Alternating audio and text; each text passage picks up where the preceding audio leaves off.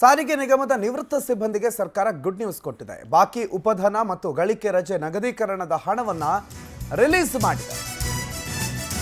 ಸಾರಿಗೆ ನಿಗಮದ ನಿವೃತ್ತ ಸಿಬ್ಬಂದಿಗೆ ಸರ್ಕಾರ ಕೊಟ್ಟಿರುವ ಗುಡ್ ನ್ಯೂಸ್. ಸೋಮವಾರದ ಶುಭ ಸುದ್ದಿ. 224 ಕೋಟಿ ರೂಪಾಯಿಯನ್ನ ಸಾರಿಗೆ ಸಚಿವ ರಾಮಲಿಂಗಾರೆಡ್ಡಿ ಪಾವತಿಸಿದ್ದಾರೆ. ಬಾಕಿ ಉಪಧನ ಮತ್ತು ಗಳಿಕೆ ರಜೆಯನ್ನ ನಗದೀಕರಣ ಮಾಡಿ ಹಣ ರಿಲೀಸ್ ಮಾಡಲಾಗಿದೆ. 2020ರ ವೇತನ ಪರಿಷ್ಕರಣೆಗೆ ಸಂಬಂಧ ನೀಡಬೇಕಿದ್ದ ಹಣ ರಿಲೀಸ್ ಮಾಡಿದ್ದಾರೆ. ನಿವೃತ್ತ ಸಿಬ್ಬಂದಿಗೆ ನೀಡಬೇಕಾಗಿದ್ದ ಬಾಕಿ ಹಣ ಬಿಡುಗಡೆ ಆಗಿದೆ.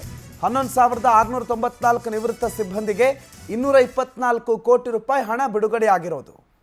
ಕೆಎಸ್ಆರ್ಟಿಸಿ ನಿಗಮದ 4,711 ಸಿಬ್ಬಂದಿಗೆ 86 ಕೋಟಿ, ಬಿಎಂಟಿಸಿಯ 1,833 ಸಿಬ್ಬಂದಿಗೆ 50 ಕೋಟಿ, ವಾಯುವ್ಯ ಸಾರಿಗೆಯ 3,116 ಸಿಬ್ಬಂದಿಗೆ 51 ಕೋಟಿ ರೂಪಾಯಿ, ಕಲ್ಯಾಣ ಕರ್ನಾಟಕ ಸಾರಿಗೆ ಸಿಬ್ಬಂದಿಗೆ 2,034 ಸಿಬ್ಬಂದಿಗೆ 35 ಕೋಟಿ ರೂಪಾಯಿ ಹಿಂದಿನ ಧನ ಮತ್ತು ಅವರ ಗಳಿಕೆ ರಜೆಯ ನಗದೀಕರಣ ಮಾಡಿ ಹಣವನ್ನು ರಾಮಲಿಂಗಾರೆಡ್ಡಿ ಬಿಡುಗಡೆ ಮಾಡಿದ್ದಾರೆ.